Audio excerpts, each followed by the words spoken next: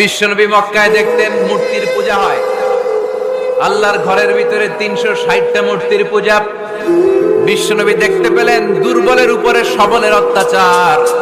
বিশ্বনবী দেখতে পেলেন নারীদেরকে অত্যাচার করা হয়। কন্যা সন্তান হলে বাবা তার মেয়েটাকে নিয়ে জঙ্গলের ভেতরে ঢুকে কিংবা মরুভূমির ভেতরে যে জীবিত দাফন করে দেয়। ওয়াইদাল মাউউদাতু সুইলাত ওয়াদুল বানাত। বিশ্বনবী এগুলো দেখতেন চারপাশে। দেখে এই পথহারা জাতিকে কিভাবে উদ্ধার করবেন, কি দিয়ে উদ্ধার করা যায়, এই টেনশনে বিশ্বনবীর পিঠ বাঁকা হয়ে গিয়েছে। উপমা বাঁকা হয়ে গিয়েছিল। বিশ্বনবী সব সময় পেরেশান থাকতেন। আল্লাহ বললেন, নবী